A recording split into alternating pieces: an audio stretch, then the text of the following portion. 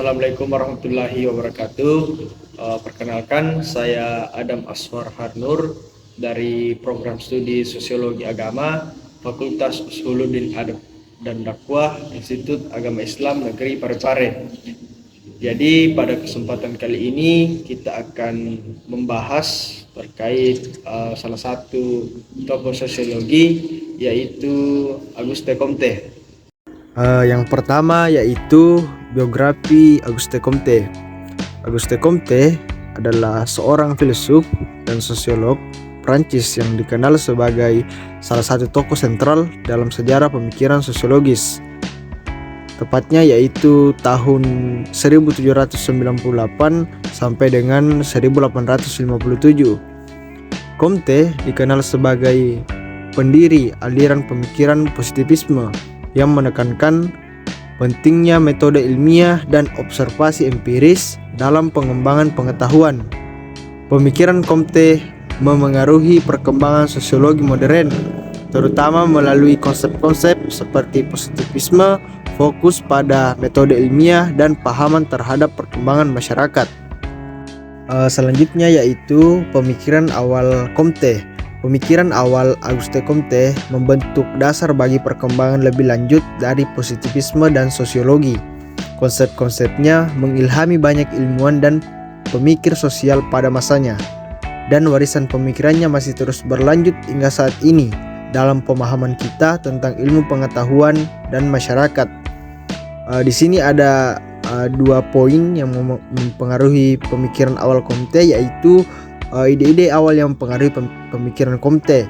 Comte mendapat pendidikan teknis dan ilmiah di École Polytechnique di Paris. Di sini ia terpapar pada pemikiran Saint-Simon dan ide-ide awal tentang reorganisasi sosial dan perlunya menggunakan ilmu pengetahuan dan teknologi untuk memecahkan masalah sosial. Kemudian perkembangan pemikiran filosofisnya. Comte awalnya terpengaruh oleh pemikiran Auguste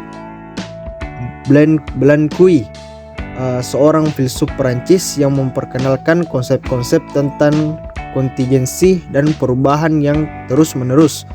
Pemikiran ini memainkan peran dan berkembang pada konsep Comte tentang evolusi pemikiran manusia melalui tahap-tahap tertentu. Kemudian di sini positivisme. Yang pertama, pengertian positivisme. Positivisme adalah suatu pendekatan filosofis dan metodologis yang menekankan pada pentingnya pengamatan empiris dan fakta yang dapat diukur, serta metode ilmiah dalam pengembangan pengetahuan. Prinsip-prinsip utama positivisme yaitu yang pertama bersifat empiris, kemudian metode ilmiah, kemudian yang ketiga yaitu penolakan terhadap metafisika dan spekulasi, yang keempat penghormatan pada hukum-hukum ilmiah, yang kelima yaitu pengembangan pengetahuan secara bertahap, yang keenam adalah analisis statistik. Kemudian bagaimana positivisme mempengaruhi ilmu pengetahuan dan filsafat. Positivisme memiliki dampak yang cukup besar dalam perkembangan dunia filsafat, terutama pada abad ke-19, abad 18 sampai 19. Pengaruhnya terasa sangat dalam berbagai aspek, termasuk dalam teori epistemologi, yaitu teori pengetahuan, kemudian dalam metodologi penelitian, dan juga bagaimana pemikiran sosial. Positivisme ini memberikan pengaruh yang cukup besar dalam perkembangan pemikiran di masa tersebut. Selanjutnya yaitu teori perkembangan ilmu pengetahuan menurut Auguste Comte. Teori ini menggambarkan tentang evolusi historis dalam cara manusia memahami dunia dan membangun pengetahuan, yang dimana ini terbagi 3, yaitu tahap teologis, dan kemudian tahap metafisika, dan yang ketiga yaitu tahap positivisme. Yang pertama yaitu tahap teologis.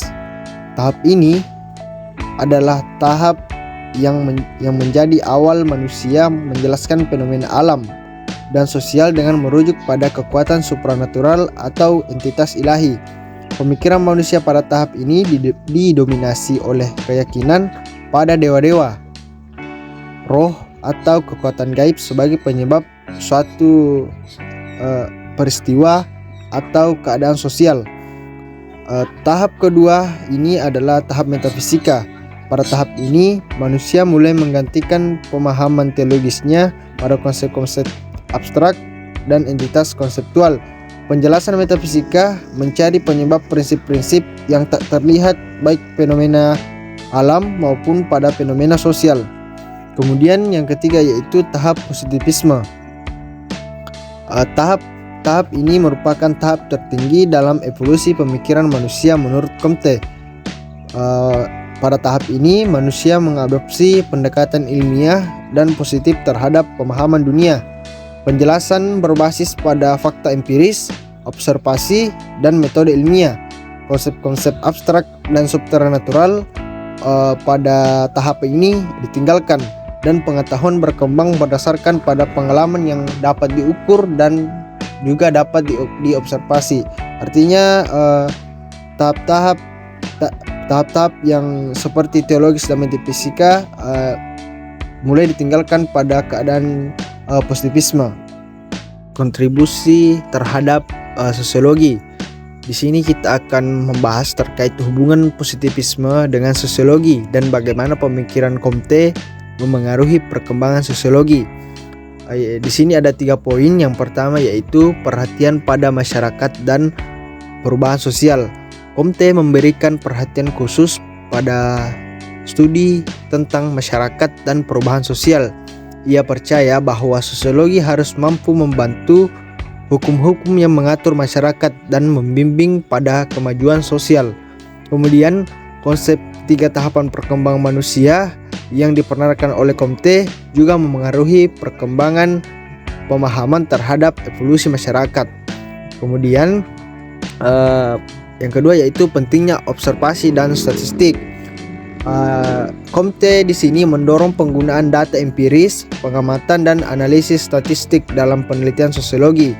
Hal ini menunjukkan peralihan dari spekulasi dan filosofi spekulatif ke fakta empiris yang dapat diukur dan diobservasi.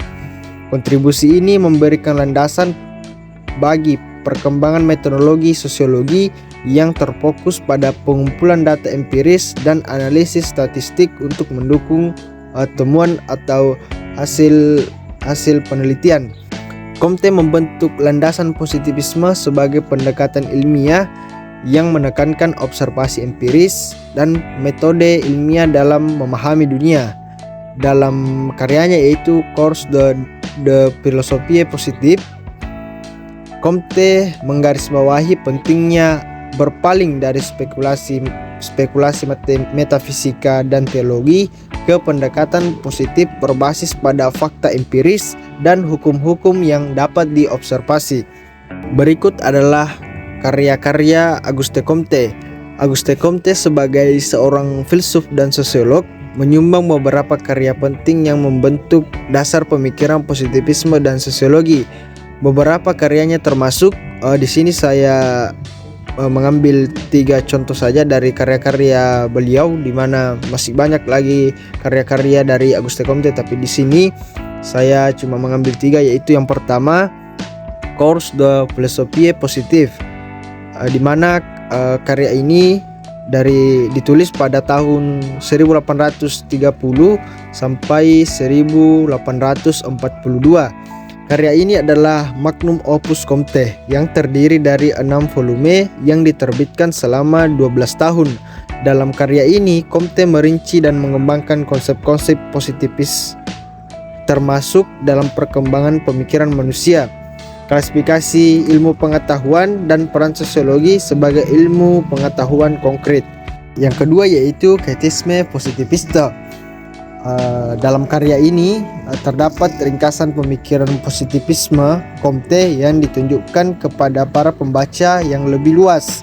Comte menyajikan pandangan-pandangannya tentang agama, positivisme, dan etika, serta menjelaskan konsep-konsep dalam positivisme dalam format atau dalam bentuk tanya jawab.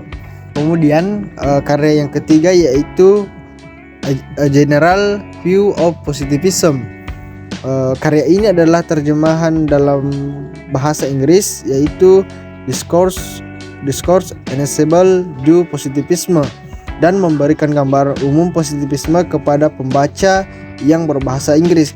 Kemudian fase akhir hidup Auguste Comte. Pada akhir hidupnya, Comte mengalami isolasi sosial dan kesulitan keuangan yang sangat signifikan. Pada tahun 1842, hubungannya dengan istrinya berakhir dalam perceraian. Setelah perceraian itu, Comte kehilangan dukungan finansial dan dukungan sosial yang dimilikinya. Kemudian kesehatan mental yang menurun. Kesehatan mental Comte semakin menurun selama fase akhir hidupnya. Ia mengalami gangguan mental dan depresi yang berdampak pada kesejahteraan pribadinya.